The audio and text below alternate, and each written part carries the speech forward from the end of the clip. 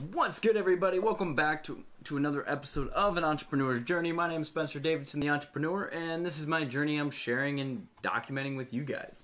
Today I really just wanted to do a reflection. That's kind of the key word of this vlog is reflection and kind of go over with you guys what my last year and previous years have kind of looked like with this company and what has been the biggest struggle for me. The toughest part about being an entrepreneur, starting a business in the real estate industry, more specifically.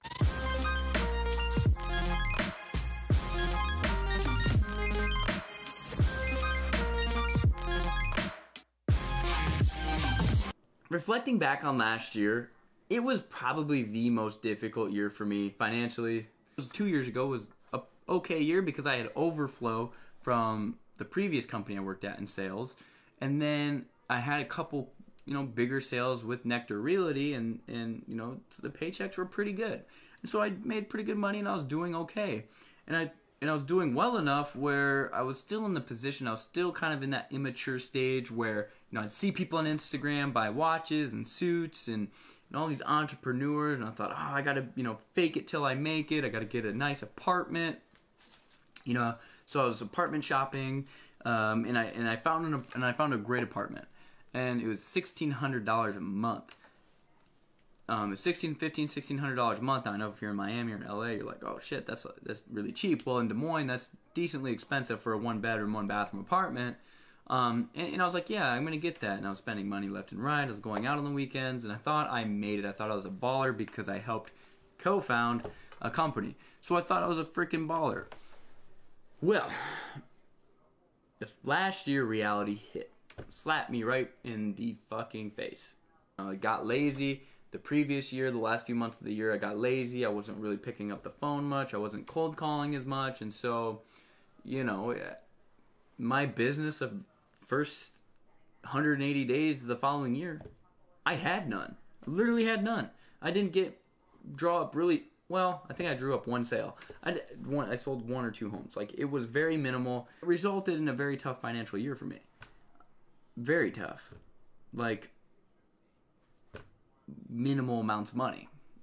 In February of that last year, I had to move out of my apartment. I had to cancel my lease. I had to give them pretty much almost every penny I had to cancel that lease agreement. I was in my apartment for 6 months, signed a year lease. I had to put down like 3 months rent. Just to get out of the lease because I knew I wasn't going to be able to make it.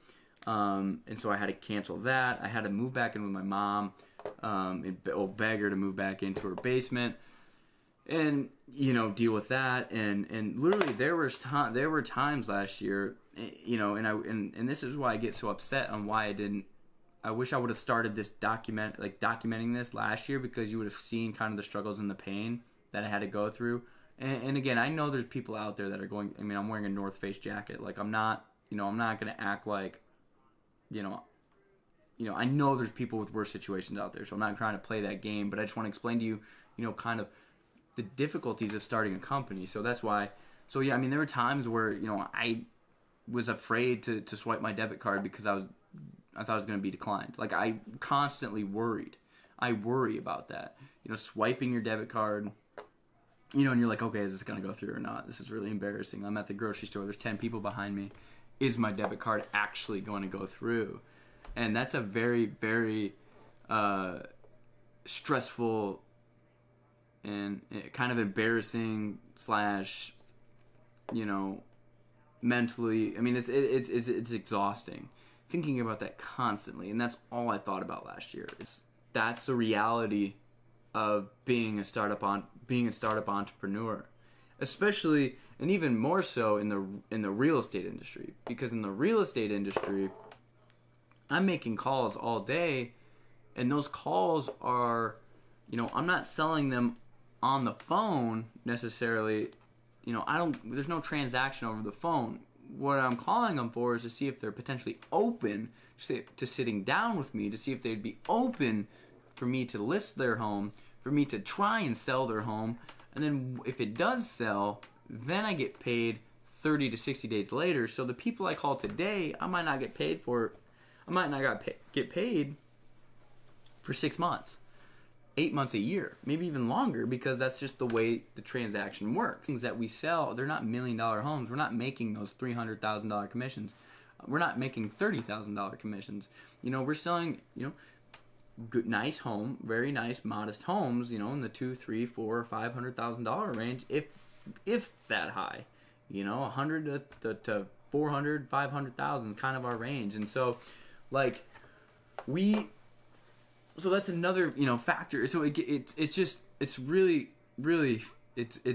really stressful year. You know, so why this kind of got on the top of my head was because, you know, I just made a sale this week, you know, and I'm gonna get paid here in the next 40 days, first paycheck of the year, and I'm super excited about it. Not necessarily to have money, but it's just, it proves that if you don't quit, if you can just keep pushing forward, no matter what happens to you, you can really make anything happen. And again, you know, it's playing the long-term game. So, all of that being said, I don't know how I'm going to edit this. I don't know. This is kind of more of just a rant than an actual YouTube video, but I really wanted to talk about it again because of the new year. I was reflecting on last year a little bit, and, you know, again, I just got that sale, so it reminded me of, like, you know, how grateful I am. You know, it's just part of it. And I wanted to share this. I wanted to share that with you because I just want to let you guys know, like, it's going to be tough. Like, you take that first step into whatever it is, you know, there's going to be setbacks. You know, I'm extremely happy. You know, it was tough, but I've got through it. And I think it made me a better person. I think it opened my eyes to reality and what's important, what's not as important.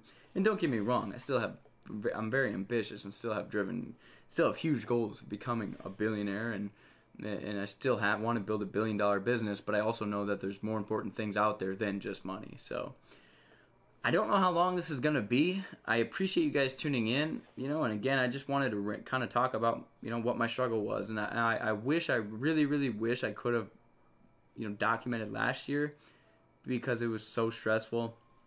You know, it's been tough. So I wish I could have shown you that instead of just talking about it, because I know it's not as effective. But moving forward, you know, you're going to see it all. So, all right, guys, I appreciate your time. I appreciate you guys tuning in again on another episode. I know this wasn't as exciting because I wasn't, like, moving around, and I didn't show you around as much, and this was just kind of a one-on-one, but it is what it is, and I'm happy with this. I really like this video that I made here, and I think, you know, I got to edit it. So, appreciate it, guys. You have a wonderful rest of your weekend. I will see you next week. And if you follow me on Instagram, you might see me sooner. Peace.